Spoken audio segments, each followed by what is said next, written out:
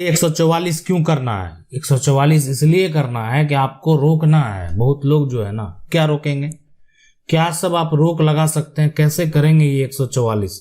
देखें, 144 लागू होने के बाद जो है ना, ये एक प्रकार का रोकथाम है। आप एक टेम्पोररी वे में कह सकते हैं ना कि आपने रोक लगा दिया है।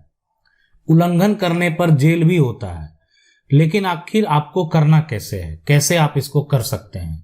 देखें, जमीन विवाद का मामला हो या जमीन का जो है कब्जा का मामला हो, या आपकी जमीन है उस पर किसी प्रकार का कोई कंस्ट्रक्शन किया जा रहा है, जबरन किया जा रहा है, अब वो आपके जो है परिवार के सदस्य के द्वारा किया जा रहा है, या कोई अन्य व्यक्ति के द्वारा किया जा रहा है, या कोई सरकार के द्वारा ही किया जा रहा है, ठीक है, आप सरकार के अधिकारी को भी उसमें संलिप्त कर सकते हैं।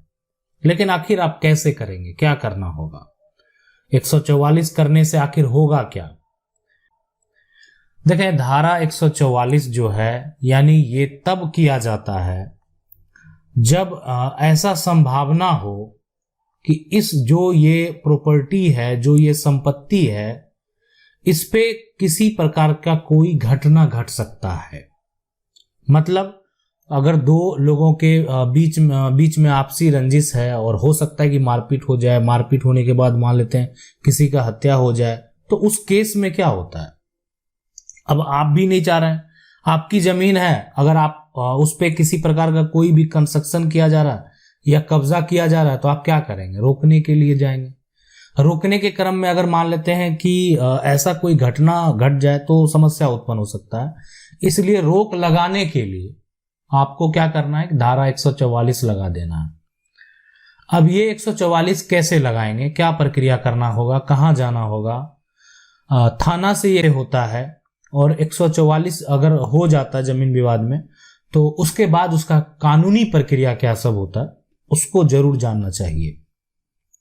सबसे पहला कि या तो आप क्या करेंगे, थाना से अगर आप 144 करना चाहते हैं, विवाद आपका परिवार में है, अन्य व्यक्ति के साथ है, या किसी से विवाद है, तो आप उसके खिलाफ क्या करेंगे? एफआईआर दर्ज करा देंगे, ठीक है।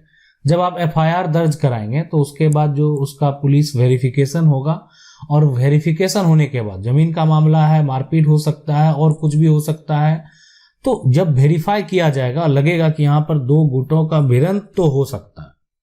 पुलिस प्रशासन को अगर ऐसा लगेगा कि यहाँ पर, इसलिए कि उस समय जब पुलिस वेरीफाई करने जाएगी तो आप दोनों पक्ष के लोग मौजूद रहेंगे, दोनों पक्ष अपना बात रखेंगे। अब मान लेते हैं कोई एक तरह से जो है आपकी जमीन को अपना बता रहा है, उसके पास कोई जाली दस्तावेज है, तो जाली दस्तावेज को प्रूफ करना पुलिस प्रशासन का काम नहीं है, वो देखेंगे सिर्फ। अब पूरा जो रिकॉर्ड है उसका इंफॉर्मेशन, वो सिर्फ दस्तावेज जो उनके द्वारा दिखाया जा रहा है वो देखेंगे, ठीक है। लेकिन उनको वेरीफाई करके किसकी जमीन है उस पर जजमेंट देना, ये उनका काम नहीं है।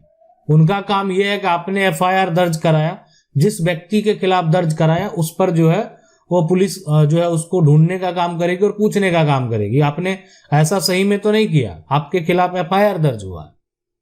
अब जब उस व्यक्ति के खिलाफ एफआईआर दर्ज हुआ, अब जांच में पाया गया कि नहीं सही में विवाद है, संभावना है कि कुछ भी हो सकता है, तो पुलिस के द्वारा जो है, थाना के द्वारा जो है, पुलिस प्रशासन के द्वारा जो है उस पे उसको केस बनाकर जो है एसडीएम के पास भेज दिया जाता है, और उसके बाद जो है उस पे धारा 144 लगा दिया जाता है। धारा 144 लगने के बाद कोई भी व्यक्ति उसका उल्लंघन नहीं करेगा, या तो जिसकी जमीन है वो भी नहीं करेगा, और जो सामने वाला आपके विपक्ष में है वो भी नहीं करेगा। अब जो है मामला एसडीएम कोर्ट में चला गया, अब वहां पर जो है आपको 144 का जो भी डेट होगा, उसमें जो भी आपकी तारीख होगी, उस तारीख पे आपको मौजूद रहना होगा, और आपको अपना पक्ष भी रखना होगा। अब है कि अपना पक्ष कैसे रख सकते हैं? देखें, आप अपना पक्ष अपने से भी रख सकते हैं, या आप अगर मान लेते हैं अपने प्रॉपर्टी के बारे में उतना डेप्थ से नहीं जानते हैं कि उसका कैसे क्या कानूनी प्रक्रिया करना है, तो आप उसके लिए एक वकील भी रख सकते हैं, वो ज़्यादा सही होता है, ताकि आपका पक्ष जो है वो सही तरीके से वहाँ रखा जाए। तो एक तो ये विकल्प बचता है, ठीक ने आपने एफआईआर किया और जो है पुलिस सवाल होगा कि क्या आप डायरेक्ट एसडीएम कोर्ट नहीं जा सकते? तो बिल्कुल जा सकते हैं आप वहां पर, यानी दूसरा जो विकल्प है कि आप एसडीएम कोर्ट चले जाएं। ठीक है, एसडीएम कोर्ट में या तो आप आवेदन दे सकते हैं, ठीक है, या आपको क्या करना है कि आप किसी वकील के माध्यम से धारा 144 का जो है केस फाइल कर सकते हैं। आप कोई भी वकील से संपर्क कर लें और आप जो है उस पे धारा 144 वो सारा प्रक्रिया। अब इसमें है धारा 144 में आपको पार्टी किसको बनाना होगा। अगर ये जो है इस जमीन पे विवाद है, इस पे आपको धारा 144 लगवाना है, इस पे रोक लगवाना है, तो आप क्या करेंगे? आपके विपक्ष के जो भी लोग होंगे उसका नाम मेंशन होगा। साथ में इसमें अगर कोई भी सरकार के अधिकारी हैं मान लेते हैं, या सरकार के कोई कर्मचारी हैं, अगर इसमें संलिप्त हैं तो उसका भी नाम आप मेंशन कीजिए। अगर वो किसी प्रकार का कोई कंस्ट्रक्शन का कार्य हो रहा है, या मान लेते हैं सरकार का ही आदमी है, कोई टेंडर पास हो गया, इस पे किसी प्रकार का कोई निर्माण कराया जा रहा है, तो जो कॉन्ट्रैक्टर है आप उसका भी नाम मेंशन कर सकते हैं कि जो कॉन्ट्रैक्टर है, इसलिए आप उसका नाम मेंशन करेंगे कि इसमें जो ये प्रॉपर्टी है ना, उसके द्वारा कंस्ट्रक्ट किया जा रहा है, ताकि उसको भी पता चले कि इस पे धारा 144 लागू है और इसमें आपको कार्य नहीं करना, इसलिए कि इस पे विवाद है। अब विवादित जमीन पे कोई कार्य तो नहीं करेगा। अगर मान लेते हैं कि आप चाहें तो अंचल के जो अधिकारी हैं, है ना, अंचल अधिकारी जो है ना, उनको भी आप संलिप्त कर सकते हैं। इसलिए कर सकते हैं कि अंचल अधिकारी के द्वारा जो है वो अगर गलती किया जा रहा है, वो भी उसमें अगर सपोर्ट कर रहे हैं, ठीक है, तो उनको भी आप नोटिस करवा सकते हैं। जिस कारण से भी वो सपोर्ट कर रहे होंगे, मान लेते हैं आपके जो अगेंस्ट पार्टी हैं उनको सपोर्ट कर रहे हैं, आपकी संपत्ति है, लेकिन आपके पास पूरा प्रमाण है, फिर भी आपका नहीं सुना जा रहा, सरकारी निर्माण कराया जा रहा है, तो आप उनको जो है ना भी नोटिस कर सकते हैं। तो इसलिए धारा 144 लगने के बाद जो प्रक्रिया होता है, उसके बाद का जो कानूनी प्रक्रिया होता है, ये होता है कि दोनों पक्ष को अब एक तारीख पे जाना होगा। दोनों पक्ष को अपना जो है जो भी बात है वो रखने का प्रयास वो करेंगे कि आखिर वो जो व्यक्ति है वो किस आधार पे, मान लेते हैं कि जमीन उसी की होगी जिसके पास जमीन का ओरिजिनल डॉक्यूमेंट है और साथ में जमीन का टाइटल है। डॉक्यूमेंट रहने के साथ साथ जो जिसके पास जमीन का टाइटल है, कहने का मतलब ये है कि जमीन का जो मालिक है, जमीन उसी की होगी। अगर कोई गलत तरीके से जमीन को अपने अंडर ले भी लेता है, कब्जा भी कर लेता है, तो वो उसकी जमीन नहीं हो जाएगी। अगर कोई खाली जमीन है और उसका जो मामला होता है वो, और जो जमीन पे कंस्ट्रक्शन हो गया, तब तो आपको ये एसडीएम कोर्ट या एथी नहीं पड़ेगी, फिर आपको मामला जो है वो सिविल कोर्ट में ले जाना होगा कि अब है कि वो निर्माण करा दिया गया, अब आपको उसको तोड़ना है। तो तोड़ने का जिसको पावर होगा, है ना, तोड़ने का जिसको राइट होगा कि आखिर वो आदेश आ जाए और आदेश के बाद उसको तोड़ा जाए, तो वो तो फिर कोर्ट जाना ही पड़ेगा फिर। इसलिए कि मामला जब सिविल कोर्ट में जाएगा तभी ये संभव है।